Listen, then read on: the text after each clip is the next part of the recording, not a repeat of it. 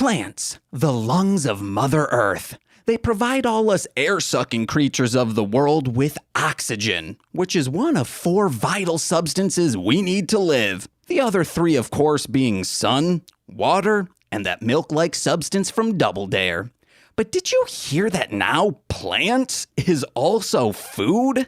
That is, if your Ruski long-hair believing peasantry brings the pleasantries of a communal utopia, because of course you would think so highly of corn and artichoke. Oh, but lucky for you, listener, I'm one of those long hairs mowing down on hunks of soy because food intake is the only thing I can control in life. Oh boy, plants truly are a wonder fruit and an umber snooze. What can't they do? Well, that's easy.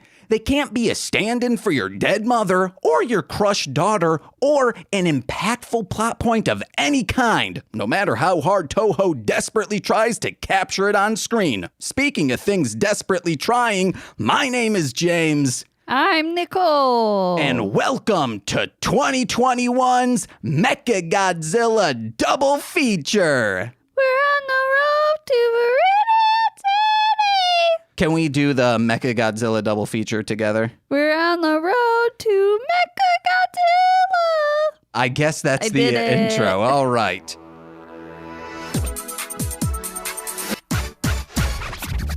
On the road to Viridian City.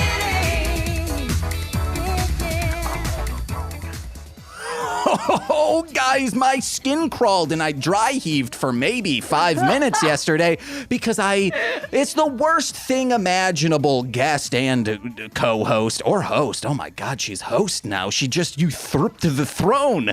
I'm an alien gonna take over your body. Oh my God, I've been body snatched. I would love to be body snatched by you, Nicole.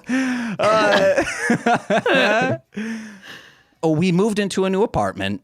I went to the bathroom, and it's maybe happened 10 times in my life. It is one of the worst things about being vision impaired. Take off my glasses. I used to shower with my glasses on because of this. Maybe I need to get back to it because I used to live in a basement down by the river. Actually, it was kind of down by the river. It was by marshlands. I was born on a freeway. By the mayonnaise farm. These are jokes stand up that no one has ever heard. Yeah, so good. exclusive. Inside joke between me and James. Tim Thomerson. Just look Tim Thomerson stand up. You'll find it. So. Okay. Or don't. It's bad. It's funny, though. I gotta see it, yeah. So I go in and I push my foot down, and then it feels weird. Then I go up, I look down and You mean blurred. You step. What? What did I say? You said push my foot down. Yes. Okay. You so, just step. No, you push it down. I feel in my mind this is where it's Drive going. the foot. Yes. Into the Okay, got it. Into the tub. I pushed my foot into, and I feel something that isn't a tub. And then I look down and I see something scurry away, and I'm like, "Ah!" I freak out. I'm like, Nicole, you have the glasses. I'm freaked out. I start dry heaving because I think it's either a bug or it's a little mouse, which if it were a little mouse, I would have felt so bad because I would have crushed this little guy. with your full weight. Yes. Well, it wasn't full weight. Remember, I'm just pushing down on the ground. Okay. I'm not stepping like some Okay, sorry. Neanderthal over here. Sorry. So Nicole's like, oh, I think it's a roach or some type of beetle. We're not positive what it was. It was definitely a cockroach. Oh, don't tell me that. But I was like, James is just in denial. Luckily, we already had exterminator. Vision impaired. Yes, I am very vision impaired. Luckily, we already had the exterminator schedule because we had a fly problem in this new apartment, which I think was, it was just bad. Like, it we was. killed 40 flies in 24 hours. A whole squadron of them, yeah. Yeah, I think it's just because when we were moving, we had the door open for a long time. I don't and, know. Well, we haven't seen a lick of a fly it was fucking since. weird. It was just that one day that there was a bunch and no longer. They've been eliminated. Yeah. Yes. Eliminated. Oh my God. Only if we had recorded me dry heaving, Eliminate could have remixed that into an EDM song. Nice. Yeah, so Exterminator came, sprayed everything. I also purchased spray, which Nicole was like, is that spray good for pets? And I didn't want to be crass or untoward, mean towards Nicole to say, So you're gonna say it now? yes, I was going to say, so yes. I can't outlash. Delayed reaction. Lash out. I mean, it's just mean towards socks, I guess. It's Oh if my it- God! What are you? if it's pet safe, it's also pest safe. That's what I think. Oh, in I my thought you were gonna eyes. say good riddance to socks. At least you could say it was a slogan. Yeah. You say it as a slogan. But guys, Are you saying he's a pest? no, I mean sometimes he is. Yeah. He. But he's cute. You know when you're like, oh my God, I can't have my feet off the end of the bed or a demon will pull me down into hell. Sure. Socks does that. Yeah. In the middle of your He REM is a demon, sleep. though. Yeah. With this cat, I cannot have REM sleep unless I got high before I went to bed. Makes sense. He's constantly scurrying around. But Nicole, we got to introduce our guest. Yeah. You've heard him speak, and I forgot to ask how to intro the. I forgot to ask our guests how to intro them, but we're just going to intro him. You know fucked him up. from Twitch. You know him from Twitter. He's a name that we scream in the apartment just sometimes. Chung0z. It's Chung0z. Chung0z, that's right. Hell yeah. Chung-go with the Z at the end. Chung0z, have you experienced a pest problem before? Yeah. People talk about, like, circle of life, like with Lion King, all animals have their place. And ants have their place, but their place is not with me. Yeah. Ants, ants are just like an infinite army that always have to be dealt with. You know what I mean? Like the battle never stops when it comes to ants. Yeah. Mm-hmm. I had 2 separate occasions, but I had a cup with soda in it. Specifically, it was from Burger King, if that matters at all. It does. And it had I think it was a red drink in it. So probably a Fanta. I left it overnight on a desk, and that mid-sleep dehydration, you know what I mean? Yeah. Oh no. Yeah. So I reach for the cup, and it's important. There, I'm using a red straw for the red drink. No. And Oops, all ants. it's in the middle of the night. Yes. It's dark. I slurp the straw, and then I'm just bombarded, a stream of ants. No. And I have to run to the bathroom, wash my mouth, and that's, I used to consider ants part of the circle of life before that, but after that, that's when the eternal battle began. It I use got a personal. repellent. Yeah. What kind of repellent you use? If I had to guess the name, I probably wouldn't be able to, but Is it an all natural or a chemical? more than likely a chemical, I would Okay. say. It was like a jug, kind of like the size for like when you buy motor oil. Okay, Yeah. okay. And it had a motorized sprayer, like a hose connected, Okay, and then you would damn. hold the trigger. Not fucking around. Best product for getting rid of those guys. Hell yeah. And I mean, we would clean the house and vacuum the floors and wipe things down, but we would go crazy with it. Like when they say give a generous amount, you know what I mean? The spirit of generosity with that repellent. So That's how I feel. that was my pest problem, and that's how it was. At the trailer Nicole and I lived at, but Nicole didn't live at it during this part. Ants would come down from a tree. This is my guess because it's the only way they could get in this way. They'd come down from the tree onto our roof. The roof had holes in it. The person who owned this place did not take care of it. Shout outs to Brandon. Big ups, Brandon. And from the ceiling, ants would crawl on the ceiling, see. and it was apocalyptic. A cataclysm. Yeah, I did not enjoy it. It was all bad, never good. Marvelous. Bad, but marvelous. But I think I'm glad we're getting, like, it sucks that we just moved in and we, like, there's flies and then this undetermined bug in the bathroom. But I'm glad, like, we're nipping this in the butt right now. The ICM needs to get over and repair some stuff that they were supposed to have repaired before we got in, which is a leaky faucet. Yeah, the fucking reason we Yeah. have a goddamn cockroach is because they didn't fix the fucking faucet before we moved in like I asked 50 times, and I'm pissed about it. And all the baseboards in the bathroom are like peeling off. I'm like, guys, you cleaned all of the walls. You're telling me no one They're noticed not this? peeling off, they just are off. Yes. And they're just Yeah, just basically chose to ignore sitting her. next to the wall. Yeah. So They got a job to do. they're hopefully doing that rough. tomorrow. But enough of that. Chung0z, how are you? I'm doing great. I'm ready for the occasion. For the sake of the camera, I'm wearing this is Godzilla versus Huff, but a lot of fans will know this is the 1984 poster with the extra long fangs. Yeah. The lion's roar modification. That's when he got bit by a Dracula, and then he started saying, I want... Vamp Goji. Yeah, he was like, I want to suck your tower. And then he just suck the Super X. Yeah. He'd be sucking on a big old chili dog. He would bite down on the Wienermobile and just give it a big old suck. Instead of the train, for the train in the 1954 Godzilla. And then 84, he's got the fangs. Uh-huh. He can bite into flesh. He can bite into a hot dog. He once turned King Kong, and King Kong got real pissed because he's like, well, I like hanging out on a tropical island. I was supposed to be fighting Ghidorah or whatever that crab thing's name is. Whatever that was. Lobster. It was a crab. Lobster. That thing has been on. It was up in his pubes, so it was a crab. It could Okay. also be an aquatic scorpion, huh? Yeah. Oh man, that would. Oh, I would never go in the ocean if that existed.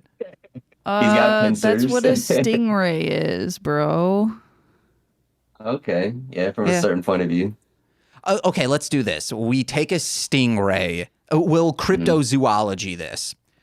And then put crab pincers on it. We got to find a big old crab.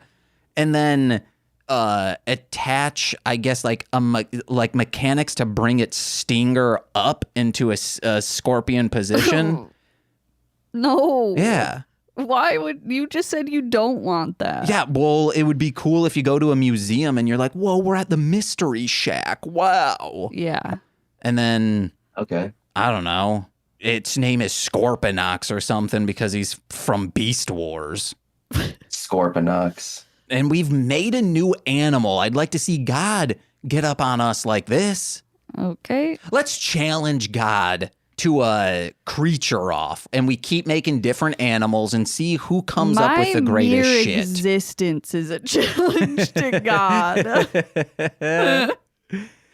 Kevin Smith has a very funny joke of like, God has a sense of humor. You look at the platypus and tell me he doesn't. Yeah. Because that thing is... Platypus is going crazy. Yeah, it's a beaver mixed with a porcupine, mixed with a poisonous porcupine, mixed with a duck that lays eggs but is a mammal. I'll tell you, kangaroos are really frightening. I think that's a pretty reasonable challenger as well. You know, they got like these sharp middle claws in their feet, And they can you know, they box. have like Oh no. a lot of muscular. You know, if a kangaroo full power kicked you, you know, your ribs would be out for sure. You know, like your entire sternum, Guys, all of that. this is what we need to see. Logan Paul versus a goddamn roo. Yeah, that would be. Yes. That would be a gladiator. I really just want to see Logan Paul get the shit kicked out of. By anything or a kangaroo? Just anything. All right, guys, we should start tweeting. Absolutely, he would say like, hey, I'll do this if enough people tweet it. Yeah, the views. Just be like, hey, let someone beat the shit out of you. Okay, yeah, take a die. Because then you could start saying, oh, what, are you a pussy? And, you know, he thinks like that. So he'd be like, no, I'm not. I'll punch a kangaroo. You gotta cater to their way of thinking. I think this would be the only time PETA would be okay with someone challenging a animal to a boxing match. Yeah. Rare event. Except like the kangaroo would get disqualified because it starts kickboxing and then murders Logan Paul, but it's still like an asterisk win. Mm-hmm. For humanity. How about that Godzilla X Mechagodzilla? Oh, yeah. Guys, let's get into the reason for this season. Every single July, we do Godzilla movies, and last year we had a double Godzilla mega feature mecha of the Showa era, and I was like, well, what will we do this? Oh, my God. There's also a double feature, the only continuity in the Millenium series. That's right. Is Godzilla Against Mechagodzilla, and next week we will be doing Tokyo SOS. But let me give a quick little rundown of the plot just to let the listeners know what's what. In Godzilla Against Mechagodzilla, it's 1999 AD, and oh my God, it's been 45 years since Godzilla was evaporated in water besides the skeleton. But a new one's on the loose. Is this from 2000? No, because they don't mention Orga. It's weird. Where'd this Godzilla come from? Why doesn't Toho just commit? They're like a rom-com from 2004. They can't seal the deal on the continuity. Yeah. And then they are like, we're going to make out of this skeleton a Mechagodzilla and a disgraced pilot who is very suicidal. Oh boy, we'll get into that. She's like, I'll do it. And then the man who made the Mechagodzilla, who owns a daughter, says, I like you in a very creepy way. And he shoots a shot. Yeah. He is 22 years her senior. I looked it up. And that's Mechagodzilla Against Godzilla. The end. Yeah, a wonderful movie. Let's get into notes. Or wait, no, first, Chung0z, what's your experience with Godzilla? My experience with Godzilla comes from Toonami. I think it's a TV program that TV block that a lot of people were familiar with. Toonami had the anime, had the teenager shows right before Adult Swim. And one of the really interesting things that Toonami did, they're mostly known for being in the 90s, but they carried over into the early 2000s, which is my childhood. And he would do game reviews. Tom, the host, like the robotic host of the show. And he did games like Spider-Man 2. He reviewed a handful of other games, but the one that's important right now is called Godzilla Destroy All Monsters Melee. Hell this yeah. is a 2002 multi-platform game published by Atari. I think it's developed by Pipeworks. Mm-hmm. And I'm a kid barely going into kindergarten or first grade, and I have an encyclopedia from 1983 about dinosaurs. And when I compare that information to dinosaur info today, I mean, came a long way. There's incomplete skeletons and stuff, you know what I mean? But the point being is that I only know about dinosaurs, and I know about dragons and things like that. But I see this like extremely huge dinosaur. He's bigger than dinosaurs in books. He's got spikes, and I'm not sure if he's a real dinosaur or not, but I just know this guy is huge. He picks up buildings, and he fights like other huge dudes and shoots blue and sometimes red breath at people. And it's like the greatest thing I've ever heard of. So, I get this game, and then slowly, like a orange that you're trying to peel with no nails, I'm trying to see these layers, and I realize this is a franchise that's older than me. My grandparents and my great aunts know who Godzilla, and it's like this like mystical, like, is he real? Is he not real? Is he looks like a person. He walks like a person. You know what I mean? My brother would say, oh, Godzilla's a puppet. Like, can't you see the strings? And in a way, my brother was right, because Mothra is a used string. And there are times where Godzilla is a hand puppet, and there are times where he's used with strings, but I just, he just had this real factor. And a lot of the times, his tail is usually always on a string. Oh, yeah. Mm-hmm. So it can That's move. true, too. But yeah, just seeing things like Super Godzilla on the SNES or the Raymond Burr, it's the first black and white movie I had seen, 1956, King of the Monsters Godzilla. Just a great franchise overall. That Toonami review was my catalyst for getting me in. Hell yeah. When you started talking about Toonami, I was like, did they run one of the movies? Was it a rerun it seems of... a little random. Yeah. Yeah. But that's super dope. You guys could probably find it. If you searched up Destroy All Monsters Melee Toonami, you'd probably find the segment. Hell yeah. Nicole, what's your experience with Godzilla? I'm kidding. But yeah, let's get into this movie. Yeah. Who's got a note? Actually, I have a question. Is it Ghidorah or Ghidorah? It's either. But what do you prefer? Ghidorah. It was until the 90s when he became Ghidorah, but in the Showa era, I do believe they called him Ghidorah Yeah. exclusively. But what do you prefer? I probably said, going by Destroy All Monsters Melee again, like a lot of the, they say Ghidorah in that one. So Yeah. that was like the first time I had heard it vocalized. Yeah. Before. See, that's what I say too. Yeah. I say Ghidorah as well. I don't know. It was just like, because at work we got in a figure and they said Ghidorah. They like corrected me and I was like, bitch, it's Yeah. both. Also, who has seen like almost all of the fucking Godzilla No, you have movies? seen all of I was them. like, Yeah, get you earned the your fuck stripes. out of here. And they were just like, okay. But that's all. It's like, no, it's Godzilla. What are you talking about? Yeah, Godzilla. The international releases that in Hong The Kong, VHSs and stuff of that era. yeah, the dubbing studio in Hong Kong that Toho used, they had like Australian-ish American or English. I apologize for saying American. So yeah, they would say things like Godzilla. I think Which honestly, I love. Like they say like H and Z. yeah. What's their face? I love it. Mr. Sunday Movies on Caravan of Garbage. Yeah. I think they say Godzilla Yeah. because it's Australian shit. That's interesting. Australia. Yeah. So yeah, anyone who's like, oh, but MF Doom says Ghidorah, shut up. That was the first reference. I mean, you like on the tip of my tongue because that's gonna be a lot of people. I love Phasers. Phasers is a great song. You know what I mean? That's gonna probably be a lot of people's introduction to the King Ghidorah, King Ghidorah character. They may not even make the connection that it is Godzilla if they haven't been familiar with the recent movies. Yeah.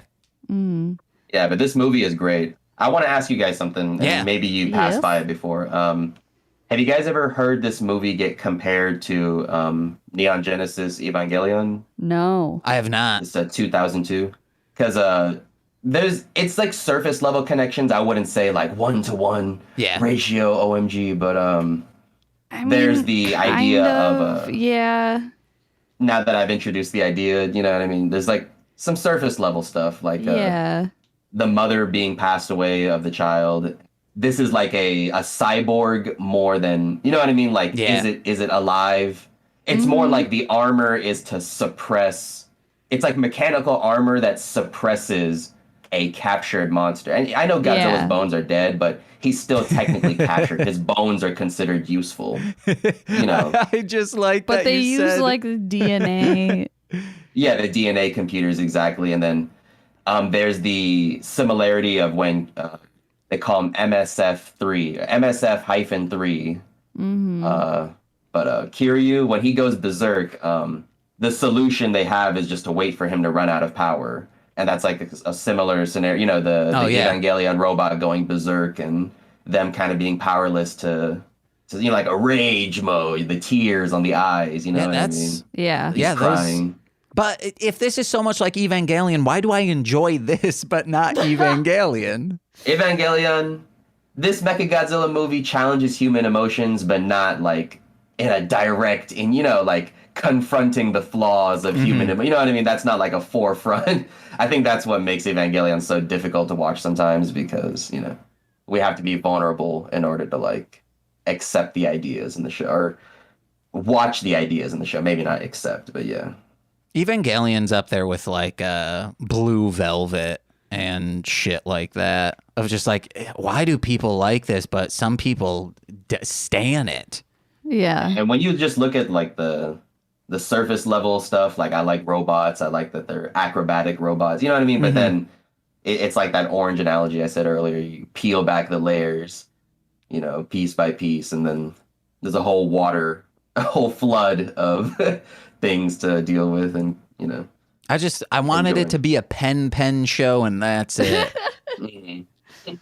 That's fair. Yeah. Was Pen okay? They never. That's the worst thing about the multiple endings, like either the TV version or the movie version. They never solidify what happens to Pen, and it's unresolved storytelling.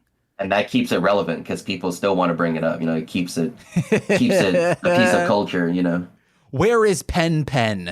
Hashtag that, guys. What about Barb? No. What about Pen? There we go. I was hoping someone would have some hashtag that.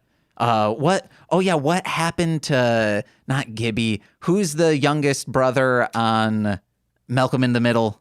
Dewey. There was like a what happened to Dewey at the because there was a cliffhanger I think in one of the seasons. Okay. Yeah. I'd Google it, but I do not care. Wow. Let us know in a 5-star iTunes review. Yeah. The best way to get interactions on a video is to say something false. Oh yeah. So people will be forced to correct you. You know, then you get interactions. They have to. That's the real reason I say Power Ranger games suck. I actually love them. I just want the interaction. Yeah. Yeah, big brain strokes. Yeah, that's what it is. Except when I say, and if you comment on this, I will find you and I will punch you so hard. Then they're like, okay, he does not want the interaction. He is being serious right now. I played the and game. then James is like, why aren't they commenting? Why are people in the chat? I played the Game Boy Mighty Morphin Power Rangers yesterday. It is a brutal ass trite shit game. Right. I hated it. At first I was like, wow, this one's great. It technically is. All the Power Rangers games besides maybe 5 are shovelware, and one had like potential that was like, you're so close to being a great game. If I had I'm talking about the pinball game. That one is almost a great game. It just needs to tell you where you need to be hitting the ball. Right. It doesn't communicate the objective. Which, if that's in the manual, and because I obtained it without the manual, hey, that was you know what I mean? Part of the times. But yeah, enough of Power Rangers. This Godzilla, baby. This Godzilla time. This rain scene. How do you guys feel about the maser tanks, the satellite dish blue laser weapon that the humans use on monsters? How do you guys feel about that? Why the fuck do they use them? Yeah. It's bad. It sucks. My main issue is them using like satellite dishes. Yeah, you know, they give them cable feed. Yeah. They show them a lot of bad TV shows. They never work unless it's to you like chisel away at rock. There was also in they this miss and shoot rocks. they were just mowing down. You can see that they can lock onto shit. But shoot, I'm getting a phone call. I need to, unless it's urgent. But yeah, masers. They suck. So you can lock on, but they were just mowing down trees trying to get to Godzilla. It's that regenerator G1, baby. And also, no, what? No, it's not. Is it okay, Nicole? Since you brought it up, I would assume, do you prefer regenerator G1 over organizer G1? Hell yeah. Hell yeah. Hell yeah. You know, it would be weird if the monster's name from that movie was like Rejorga or something like that. Rejorga. You know, I guess it's just for the sake of the monster's name. But yeah. I guess organizer G1 just sounds weird. Maybe it's just one of those translation things. It would just sound weird to say it one-to-one. Yeah. In Godzilla Saves the Earth, speaking on the Pipeworks games, Orga is so OP. It just it's like a command grab. Like you just flip somebody. Yeah. You flip someone and then do their like shoulder beam, and you can kill someone so quickly. Yeah, you fucking asshole. Just, you know, it is on topic sort of. But do you guys play you playing on an emulator or? We own Save the Earth. Yeah. Is it for the original Xbox or is it for PlayStation 2? Okay, great game. Yeah. But I wanted to bring up that the masers in this movie are like, this movie alone, if you've like never seen any other Godzilla, is probably the best showcasing for Mazers, like in the entire, considering how they were bad in so many other ones.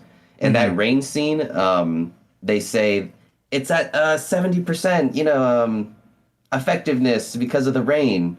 And, they do exactly how you described, miss, lock on, still miss.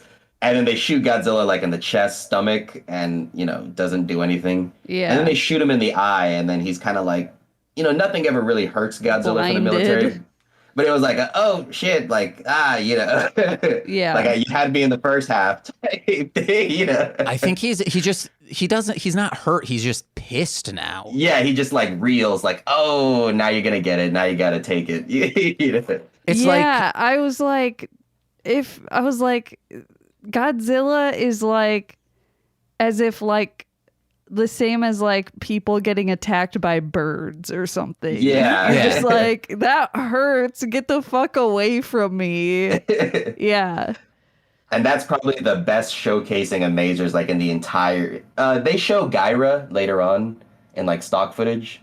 I think most people who've seen the movie, would see it as a standout moment. But they show stock footage of Mothra. Yeah. Can I comment on that?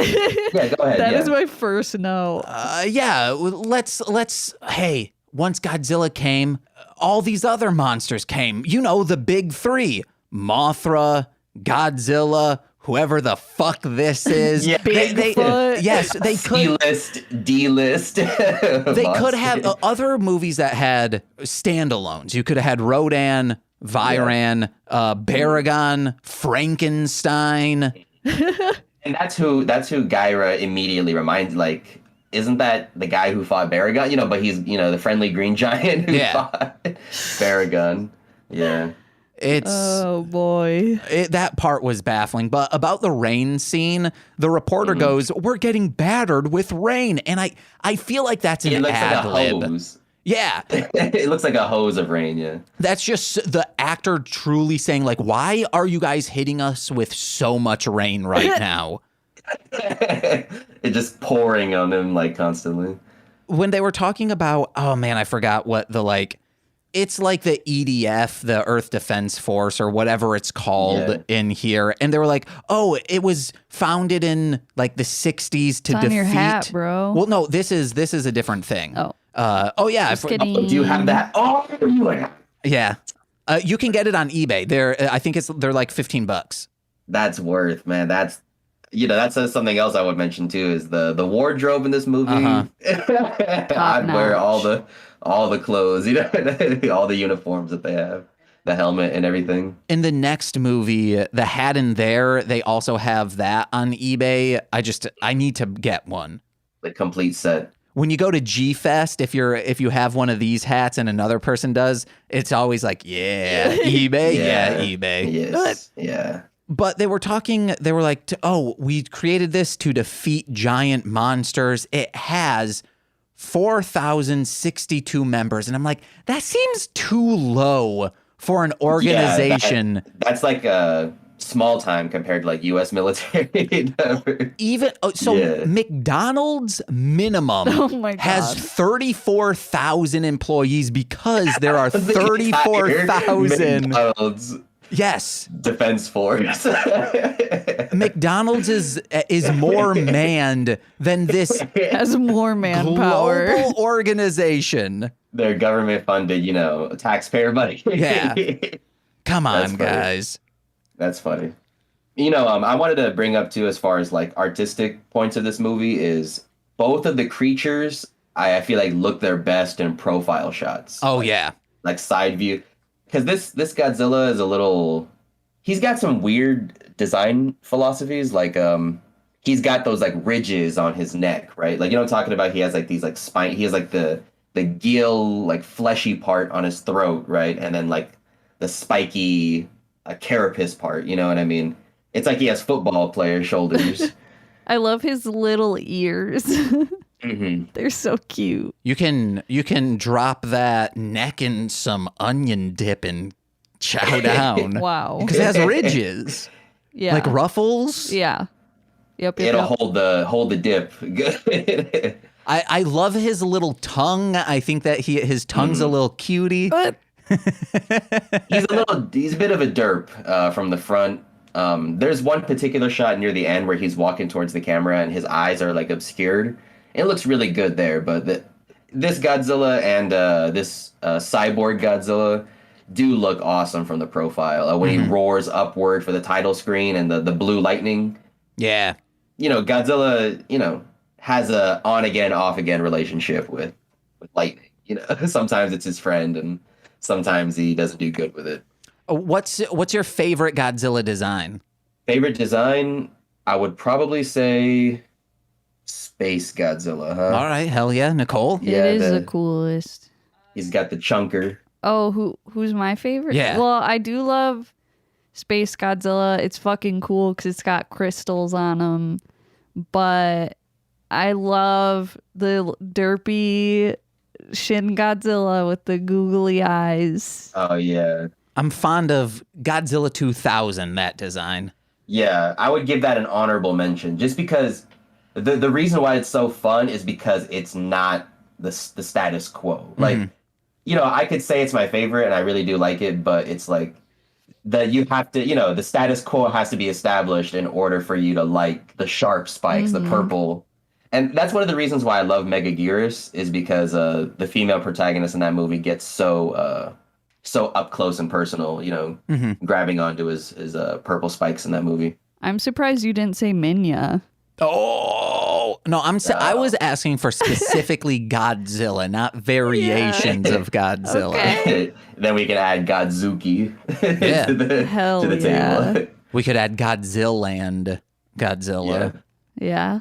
But this design, I think, is, as far as, correct me if I'm wrong, the IDW comics, this has become like sort of the baseline, this 2002 Kiryu Godzilla. I have a compilation, like a hardcover. It's the Godzilla Half Century War. Oh, man, dude. Yeah. I was going to, once you brought up comics, I was like, what's his face? James Stokoe, or however you pronounce his last name. His art is so good, and that is the best Godzilla comic. Half Century War is a short. It has like good time skips in between every chapter. Basically, every monster up to that point was utilized. Like, I mean, there might have been a few exceptions, but like, if those Pipeworks games, I imagine, are a lot of people's introduction. That entire roster is represented, including Ghidorah, including some of the others. I love it, and they choose this 2002 design with the sharp spikes, but not as prominent as 2000. And then they're like kind of like a crystally, icy, white blue when the breath is turned off, and when the breath is turned on, you got the classic light blue. I just realized you can categorize and describe his spikes generally with Gatorade flavors. Oh my God. Glacier. Yeah. Yeah. And then 2000 would be the grape. But is it the that's true. frosty, the iced, the whatever the fuck they marketed those ones as? Oh yeah, there's like glacier freeze and then like the white cherry. It was like, it looked creamy, but it wasn't creamy. It looked, it was cloudy Gatorade. Yeah. Off-white. I forgot who was saying it, but they were like, yeah, like it meant they got colder. And it's like, no, they were just slightly different flavors. Secret technology. Yeah. I wish I could remember who said that. Yeah. Oh, we got notes to get through. Because we are, I think, on the second scene of the movie. Everyone blames her for all those people dying, but because they were like, oh, you missed or whatever. And it's like, but the masers don't work, so it wouldn't have mattered. Yeah. But everyone's still like, fuck you. She makes a really strong impression in the beginning. Like, it's almost like her first line of dialogue. She says, Akane, I'll accept any punishment. You know what I mean? Like, she's not like trying to be like in denial of anything, like the full punishment, and that's like a pretty, a pretty strong first impression in my opinion, because it's like, we don't have to go through that stage of like, but it wasn't my fault. And then we have to have like the asshole committee, like, oh no, you're about to be demoted. It's just, she's just straight to the point. Like, whatever you're going to do, like, I'll take it. You know what I mean? I'm like, okay. Yeah. Like, she's that's like, really good. I know that it doesn't matter what I say, like this. Yeah, even if she says it's not her fault, Yeah, it's not going to change anything. Like Nick Cage in that movie, the one about Firebirds. Nick Cage Sure. is the best. Didn't that happen in Firebirds? I don't fucking remember. Yeah, I don't remember. It's a shitty movie. You're the one that brought it up. Well, I remember him having to go into a meeting with other people, and it's like, well, he be flying the Firebird, and he's like, yeah, Yeah, what was he Was he just screaming power? and or like something? fuck, probably.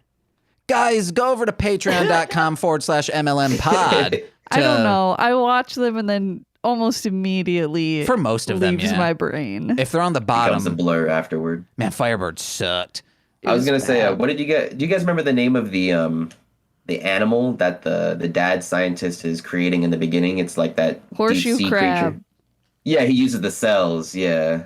Can I give a rewrite to this that I talked about? Nicole, they go in and they're all looking at this thing this It's a horseshoe crab. well, no, it's Looks like a Pokemon. Yeah, it's that a- one Pokemon. it's a dinosaur. Yes, there's a name in that, like Like troglodyte. except- fucking Paleozoic era. So Deep sea creature. Nicole, you say, "Whoa, what is it?" And then I'll respond. So go. Whoa, what is it? Needs to be soaked in DEET. That's what it is. Nice. Cause no, thank you. If creating these prehistoric animals, because it's an underwater bug. yes, I would like a scorpion underwater. Or even whales. Whales scare me because they're so. If Megalodon existed, you would never see me in any body of water besides Yeah. pools, because I know a Megalodon couldn't fit. A behemoth of a What sea about a creature. lake? Oh no, a lake. I would be. Oh my god, they've evolved into freshwater Megalodon. Not like a Lake Michigan, but like a duck lake. Yeah, I'd still be scared. Oh my god. It'd be pretty much beached inside of it. I was scared of And duck still lake. trying though. to attack whatever's around, even though it's flopping around. Yeah. Duck Lake is scary because of the seaweed. Yeah. It can hide creatures underneath. I think the last time I was there was maybe like 10 years ago. I in just Duck remember Lake. like as a kid and everyone would be like, "Oh yeah, if you go out where it's deep, there's a fish that'll eat your toes." What? Like that sort of like what are those Urban called? legend? Yes, an urban legend type thing. I want a rural legend, Jeeper Creeper, No. Scarecrow. No. I That's guess some folklore. Jason Voorhees. He's a rural legend. Scarecrow is just straight up a Batman No, villain. I'm talking about the horror movie Scarecrow. Okay. And he's like, thwip, thwip. I'm surprised you didn't go, in Uncle Sam. Uncle Or Sam's your Uncle suburban. Sam. That's suburban, Okay, Nicole. yeah, you're right. You're right. Since we're talking about rural legends, we heard about. Have you guys heard about Paul Bunyan? Right? Yeah. The lumberjack, Sure. and he has a blue ox named Babe, right? Yeah. Sure, I know him. So is it fair to consider Babe as a kaiju, like Yeah. an American kaiju? It's giant Absolutely. blue ox. A cryptid of sorts. Does it get the stripes, the badge? If Big Man Japan is a kaiju, Paul Bunyan is as well. Also, if Frankenstein from Toho is a is. kaiju. Yeah. On with the next scene of the movie. There's a part where he gets recruited, right? And I really like that scene with the like a baseball player who takes a contract on the condition that the child gets to sit in the dugout, and it's like when it does like these like reaction phase, like that's like where the main comedy is from, where like they say their punchline and then they hold on the reaction face for like really quick, so it's like they have like Yeah. this shocked I really like that part. And then right after that, he takes the dad scientist character to the meeting, like the committee, the team of people. And Yeah. it has this roll call like moment where it shows that like microwave specialist, cold physics. You know what I mean? It's like a Sentai roll call moment. I really roll calls are just really awesome where everyone announces their specialty, you know. Yeah, this is. But they don't though. It's just text on Yeah, the it's screen. too It's text. That's good weird. enough, though, to me. That's good enough. But I kind of like it. This is their big three, just like, you know, Godzilla, Mothra, whoever the fuck that is, this is the crack team that they wanted to make sure you, the viewer, knew was getting Like, together these are the key players. to Yeah. create this huge ass mech. Cyborg Godzilla. So cool. First up, microwaves. Next up, low temp physics, and rounding it out, robot bugs. Those are the Perfect. three people they got together. Yeah. One of my notes was, why is there so much baseball? Baseball's yeah, huge yeah. over in Japan. It's That huge. was his nickname, is Godzilla, Gojira. Okay. It's kind of like Money Mayweather. Like, one of the players out there just had Godzilla as his, like, sports nickname. Like that Ninja Batman. Yeah. yeah. That's That arcade beat 'em up. Yeah. Yeah, I've They heard just, of that. I don't know. They just reference it a lot in this movie. They show him like 3 times, I think. Like when he's in his Yeah. apartment, he's swinging by himself in the Yeah. blackout. Oh, just jumping real quick. That's another comparison with Evangelion, the turning off Tokyo's power in order to reboot the Oh, mech. Yeah. Even though it's such a small thing, like text has such an impact on just. They could have easily just had those character introductions and then just voiced it over, Mhm. you know. But the text just makes it feel very, very squadron. Yeah. Special squadron. Yeah. That's what happens in a big battle squadron from small soldiers. It's just archery. Insaniac needs on medication. Slam fist. Don't let him near that genital. Can I keep thinking? Frankenstein, who had another name. One of the big three. Punch it and scratch it. Don't let them buy that genitals. And rounding it out, Oculus scared me as a child. That's a text. Yeah. Nicole, I cannot wait for the end of September because we are watching for this podcast Small Soldiers. Yeah. It's finally happening. Back on topic. Ooh. The dad like tries that to just like sort of like joke with people and like make friends, and everyone ignores him. Yeah, because he's a Yeah, nerd ass he shoots his scientist. shot all the time. And I'm just like, oh, this poor guy. No. No, you're like, He fuck does this he does dude. the whole if I win, I take you to dinner, and if I lose, I still you know what I mean? You take They me just- to dinner. No, but like it's not just her, it's like other people too. Yeah, it just Yeah. means he's not interesting. He's cringed out, you know. He gets cringed out by himself. He's Even just at like times, too. the dad of this place, basically. And people are like, this is not. He's the only goofy guy. Yeah. Yeah, exactly. And they're like, this is a serious situation. You need to just stop. And coming off of the dads, like there was the dad in GMK 2001, and then there's the dad in Godzilla 2000. It's like I think of those 3 dads, I think this would probably be the weakest one. Hmm. Godzilla 2000, the dad is awesome. And the Goated. daughter. Yeah, goaded. The girl in I love, yes. in I love 2000 is 2000 is awesome. Yeah, the only time they have ever done a child correct. like competent and like moving the plot forward. And Yeah. stuff. Yeah. And speaking of And which, it was hard. Yes, I think we're both getting onto the same thing. It was Yes. hard to get past this girl's all of the children being voiced by adults. it was because there is a moment when he's like, "Oh, you Because gotta we did eat. watch the dubbed version. You gotta have your vegetables. You gotta if you He's don't like me, eat, I hate vegetables. yeah, it's you gotta eat up so you can grow into your voice." Oh, okay. They do tongue in cheek like that. No, they don't say that. That was just James Yeah. making a Oh, joke. okay. But also, like, the kids, there is a scene where it's a bunch of kids, all voiced by adults, and it shows kind of how far we've come with these dubs because the Shin Godzilla dub is very good. And I feel like they always should have been having anime dubbers dub these movies. You mean like very professional? Yeah. Yeah. Instead of just So they must have gotten a contract back in because like this is like Instead old of just like movie yeah. like a making budget shit. for how much they can, this budget has to be spent for the entire, dubbing. Oh, yeah, that process. too. Yeah, probably limited. But I feel like they probably in the 50s got a contract with a specific dubbing house, and they were like, oh, you didn't read the fine print. We have exclusive dubbing rights for perpetuity, forever.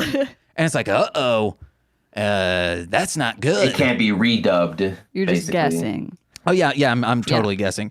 But working in a library in the military would be great. You get to not worry about really anything. It's just some people come in and check out Not books. really any. Yeah, and you get to just Yeah. work up, get your pension, and then retire. And I mean, people still research things. There are military people who go to school, you know what I mean? So it wouldn't be completely barren, but it's like even running the military gym, I think would be more responsibility than running the military library. And they talked about it on With Gorley and Rust when they were doing Cronenberg movies. Because I guess in the 70s, that's when a lot of Canadian government buildings were being made. So they all have like 70s architecture, whereas in America, it was in like the 50s that all of that was being made. Yeah. So it like you see these like huge buildings that have this 70s architecture. And that's what I was getting from this library of like, I like this architecture that is going on here. And maybe that's why I was like, I would like working there. Maybe. Makes sense, yeah. It connected to you on a design philosophy. Yeah. And my next no is I own that hat. Perfect. And we get a Rocky training montage Yeah. right after. Yeah. It's awesome.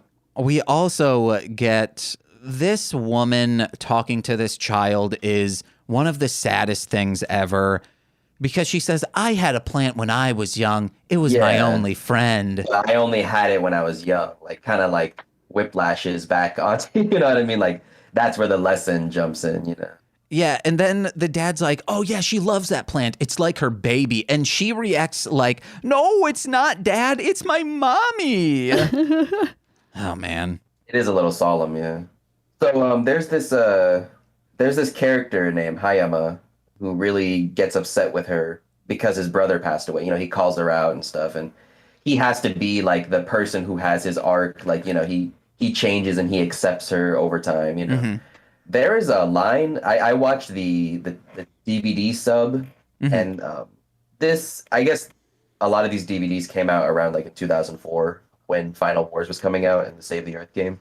But he says a line in the translation. He says, "Well, the daughter when the daughter sees her father like trying to like hit on Akane, she calls him like a wolf, in the subtitle, like he's hounding, you know what I mean, like wolf calling or whatever." And then later on, Hayama says, "I think you're emitting pheromones," and that's like the crossing point where she kind of grapples him and like holds his arm behind his back, like you're going too far, Hayama. But I'm like, wow, emitting pheromones is like technically rated G, but I wouldn't, if someone said that to my sister or whatever, I would like consider that extremely rude. Like is okay, yeah, you have to be grappled. You know what I mean? Even though it's technically rated G, no cuss word or nothing like that, but I felt justified in that moment. I think that's X-rated of saying like you're emitting pheromones is because that just means like you're horned up. That is yeah. It is a pretty big insult. Even saying like, oh, you're pretty horny right now feels less a little bit jokey. Yeah. It feels less like clinical, which then makes it kind of like, oh, that's all I can think is people pounding it out. Less clinical. Yeah. Yeah, that is a good way of putting it.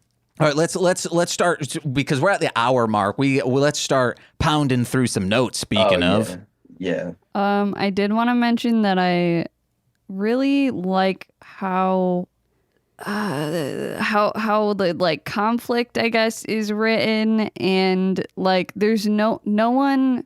I don't think. Like, no one, like, asks her, oh, where's your boyfriend? Or, like, when are you going to get married? Like, that kind of typical bullshit.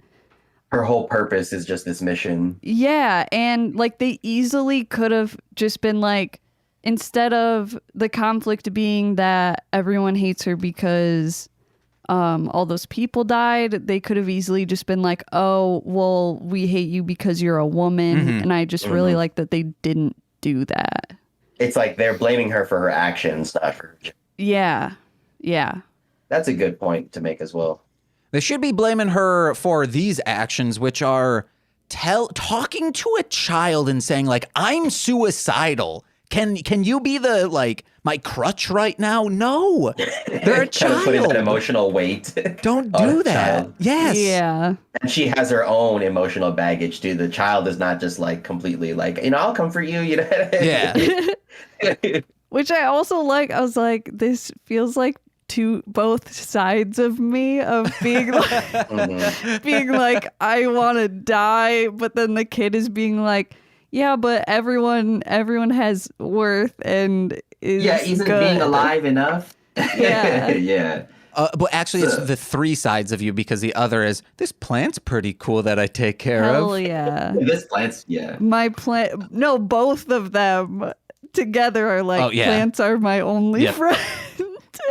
So I wanted to bring this up in the first battle. I mean, it's almost not even fair to call it a first battle because it's so brief. Would you think it's fair to say that Kiryu Mechagodzilla has like a literal trigger warning? Like he gets triggered Yeah. by hearing his son, grandson. I've heard people say younger brother, whatever, however you want to interpret it. But I just thought that was so funny. He gets like this unique rage roar that's like half mecha, half normal Godzilla roar. It's really awesome. I was thinking, I was glad it didn't happen, but when Godzilla roared, if that triggered a sleeper cell agent in socks and he just started thwipping everything down, just like kicking shit. He's just like, Ancient I DNA. am Kiryu. Yeah.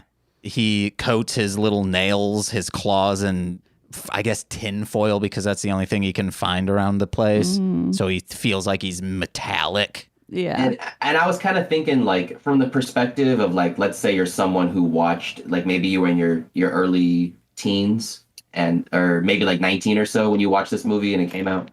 If you had seen versus Mechagodzilla 2, Mechagodzilla the Showa era, Mechagodzilla's always been thought of as like a ranged fighter. Like he just stands back and just shoots stuff.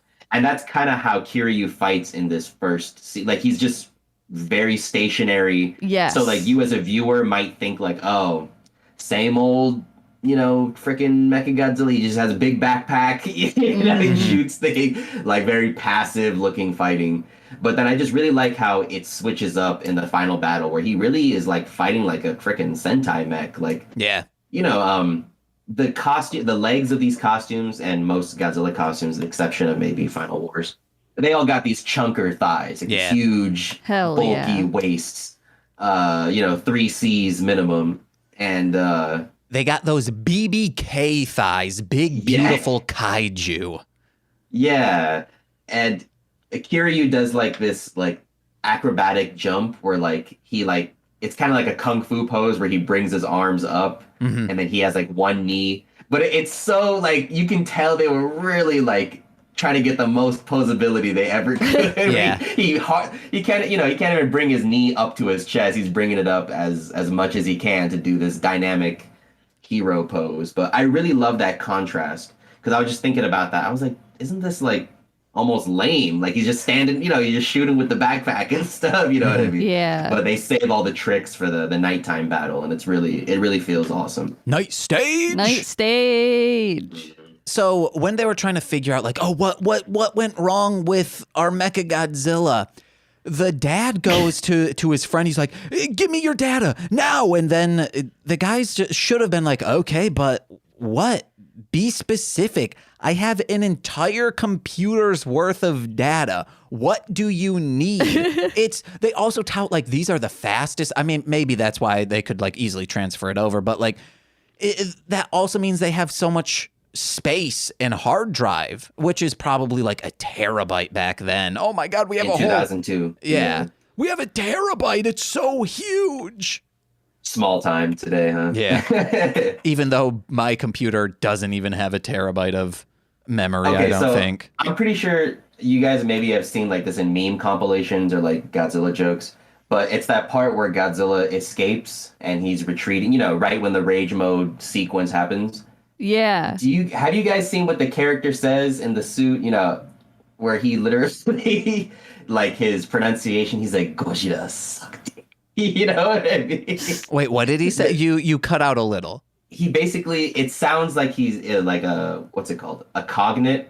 It sounds like he's saying Gojira suck dick. Like, Okay, I'm not even joking. Like, and I would see like, Godzilla, like, funny meme, funny moments in Godzilla, compilation or whatever. And they just play this and I'm like, what the heck? Like, what in the world does he even say? I know Godzilla likes to suck wet panties of Mothra.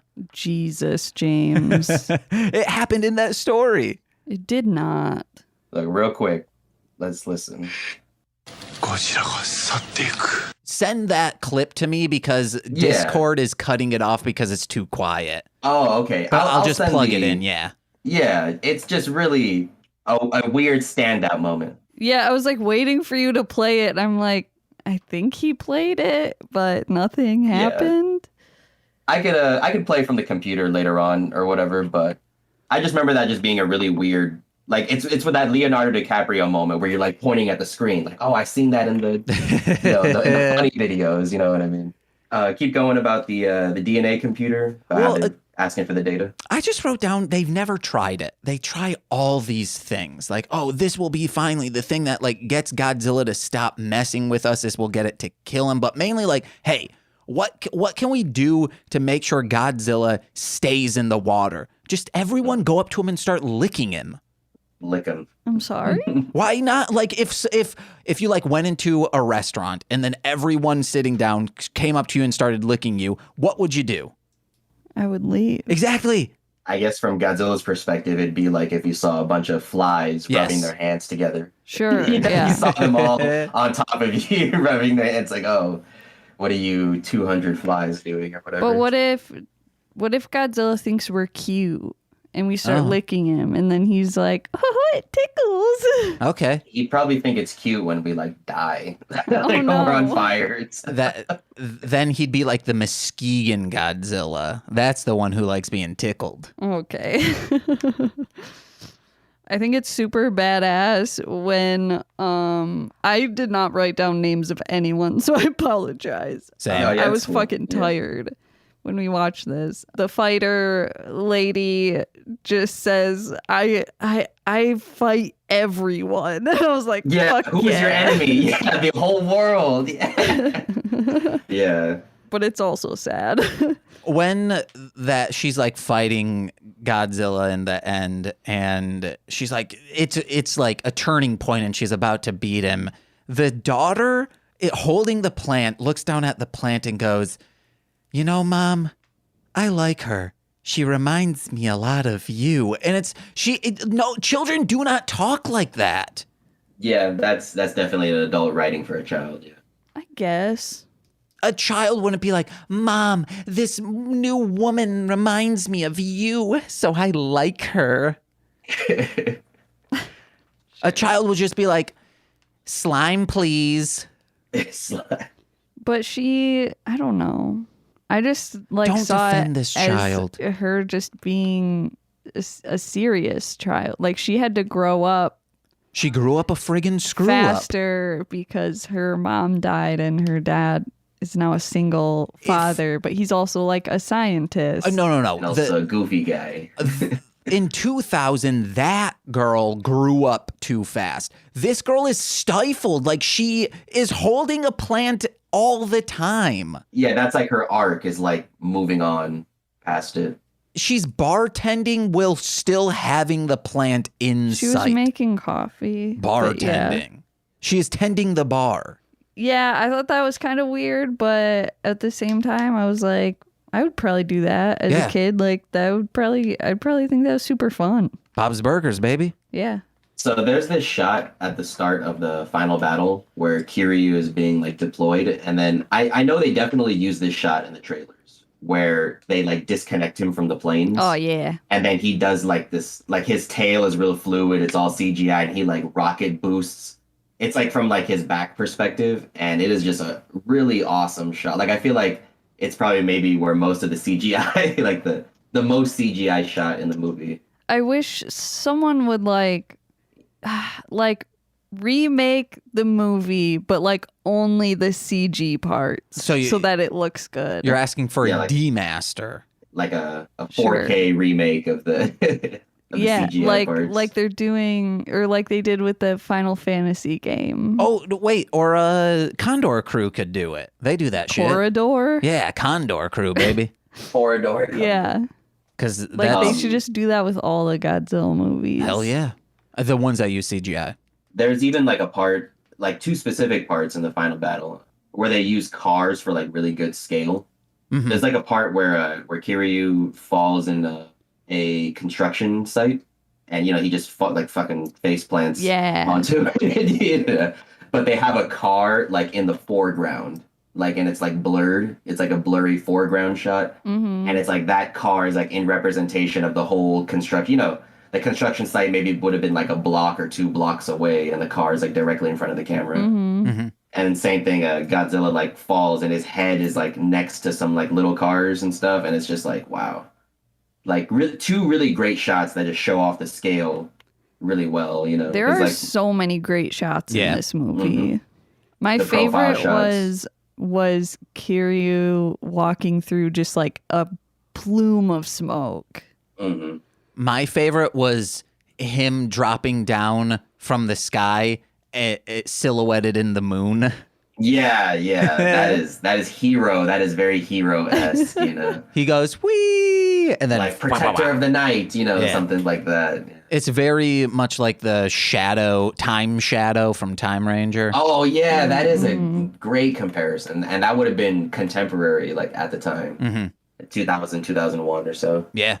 My last note is, why would they not make the cockpit within Mechagodzilla be insulated for radiation? At least try to do that. Yeah. I guess they thought that we would never, like, the manual piloting would maybe just be for maintenance. Maybe they never intended for it to be.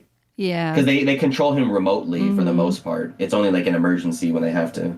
That, like, if a normal person were to look at the blueprints for this, it would be like the H.H. Holmes house, of looking at it and being like, okay, yeah, but all right, everything's sound, but I'm very curious, like, how come the cockpit's just like an inch thick of metal? Like, shouldn't there be some type of insulation there? Oh, no, it'll be fine. Yeah, it'll be fine if you're trying to like murder. Are you trying to murder people? No, I'm not trying to murder people. Is this Mechagodzilla kamikaze machine? And I mean, it's very easy to write stuff off like that as like, oh, well, it's encoded in lead. It has a lead alloy. You know what I mean? Like but it's like they don't. You'd prefer if they mention something like because if it they ups mentioned, the like, we thought of that. stakes. I know. It makes it fulfills her storyline of like, I don't care if I die. Yeah. And you know how And then when she Kiryu, does care. at the very end, yeah. She grows as a person. There's a part where Kiryu stabs Godzilla with the blade, and then he does like the electricity through him. Yeah. And did you guys notice this part where when Godzilla takes the blade out of himself and he throws it behind himself, they play like a really comical like whoosh. No, you know what I mean? Like it's almost like slapsticky where he tosses it like, yeah, whatever. Like that was a cute toy, you know what I mean? It's like there's some comical moments, one of my favorite things is when they use the limp costumes, because it's like ragdoll, like like a 3D modeler program, you just like kill bind or whatever, you know what I mean? I just really love that a movie, they can have like these themes about life and death or whatever, like, almost welcoming death and feeling guilty about death versus missing loved ones, and then they have these like sound effect driven, when it doesn't need to be. You don't have to play a sound effect there, but they just still choose to do it. Yeah. All right. Any other notes? Yeah, I think that's the end of it. you know, the fight ends during the day. So they say Kiryu's power is like 2 hours long. So you can like theorize maybe the fight started at like 3 a.m. ended like at 6 a.m. or so. Yeah. I wrote Godzilla leaves like a bitch. Well, he had a hole But in his also, chest. That was does this scary, mean that yeah. she's like stranded in the ocean though? Yeah. Oh, They gotta fuck. pick him up with the planes. But True, seeing blood on yeah. Godzilla is always very discomforting. Like it just gives you like that heebie-jeebies. Like, oh no, like you're not supposed to bleed, bro. You know what I mean? Like, but it's okay. It's at the end of the movie. All right. All in all, what do you guys say? If you were to rate this out of 5 stars on Letterboxd, what would you do? 4. Yeah, 4 is a really strong. You know, if we're doing halves, I would say 4.5. Like Nicole brought up, like the main character Akane, her background is. I mean, her friends dying in a maser accident is like literally her only background. Like they don't go into like as she said her parents if she's dating anybody, and some people might consider that a flaw. You know what I mean? Like it's supposed to be your main character, whatever. But besides some other comparisons, like to the father-daughter relationships of other movies and yada yada, on its own, I think it's a solid movie with some Evangelion comparisons, references, homages, and I think that can sell a Godzilla movie better than other movies. Like that one that's similar to an anime. You know what I mean? Like it's a cool talking point. It makes it stand out. I did rate it on Letterboxd. I gave it a 3.5. And hey guys, check me out. Marshland Mullum. That's Mullum. It's a palindrome. Palindrome, nice. Chung0z, thank you so much for being here. Yeah, thank Yeah, I you so appreciate much. This has been a great chat. I think I got everything out of my system. Hell yeah. Had to get out. What you got to plug? I've got to plug a Twitch link, twitch.tv/Chung0z, CHUNG0 and a Z at the end. Hell yeah. Check him out. Chung0z is a good watch. What you been playing? We just finished Bloodborne. That was our Ooh. most recent project. It was fun. The stream helped me out a lot. The chat. Some things I don't think I ever would have guessed. And I'm going into Ghost of Tsushima next, another Ooh. PlayStation exclusive. Get our samurai on. And in between, the plan is to do a sort of like Godzilla marathon. We were going to do Hell yeah. NES Godzilla Monster of Monsters, and then Super Godzilla, and then finish off with the game we mentioned, the Pipeworks Destroy All Monsters Melee. So that would be like a triple feature. I would try to showcase all the, I wanted that to be like a bit of a special type event, like an Heck yeah. extended stream. So watch out for that and some PlayStation exclusives. And yeah, appreciate it. Thank you for having me on. Oh, no problem. Nicole, what you got to plug? Ooh, I'm Darling Homebody on all the social medias like Instagram, Twitter, Facebook. I'm also on Twitch occasionally. It's a Twitch. Go to darlinghomebody.com to buy some creepy cute stuff that I make, and patreon.com/darlinghomebody for a monthly sticker or magnet. Yeah. Hey guys, head over to, I also have a Twitch. Nicole's also there too. It's Mostly Speakin Sentai. Right now I've been playing Summoner for PlayStation 2, and I'll probably be playing that until I beat it.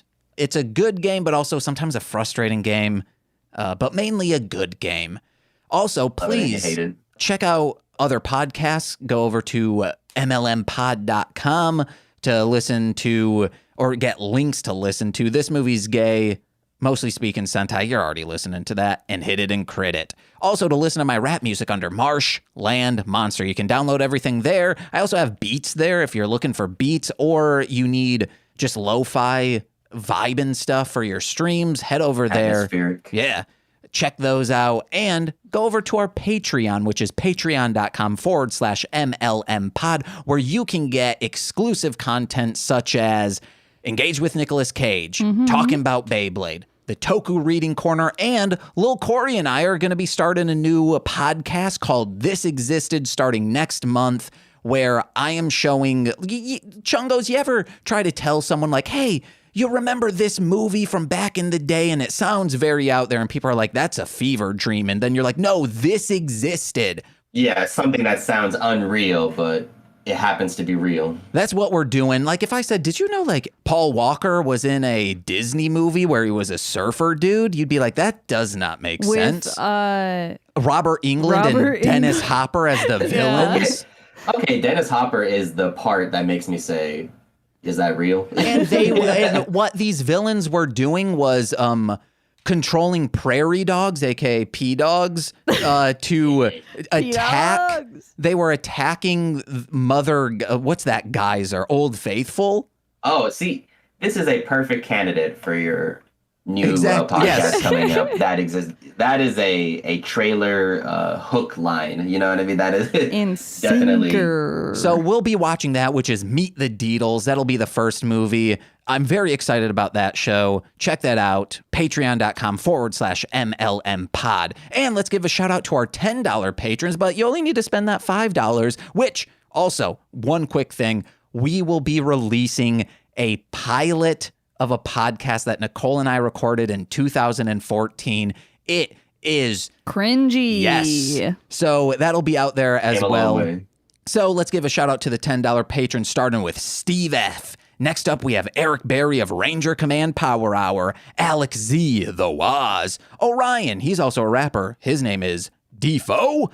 That's D-F-O. Kayla, aka Two Grapes, Tyler Wright, and Elliot W, who is at Garlic Sunshine on Instagram. Thank you again, Chung0z, for hopping along with us. Appreciate it. Hell yeah. I've been James. I'm Nicole. I've been Chung0z. And this has been 2021's Mechagodzilla double feature. Double feature. On a way to Verizon. See you guys. Bye. Yeah. P. This has been a Marshland Media production, produced by James McCollum. For more content, please visit MLMpod.com. To support our network and have access to exclusive podcasts, head over to patreon.com/MLMpod and sign up today. Nicole, talk real quick. Okay, all right.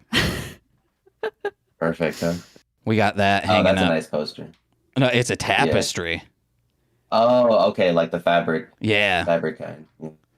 It covers like that whole wall. Mm-hmm. It's 60 foot by 8 inches. What? Oh, okay. 60 foot construction project. Yeah. You're like, James, that's a piece of tape you're explaining. A thick piece of tape, but Yeah.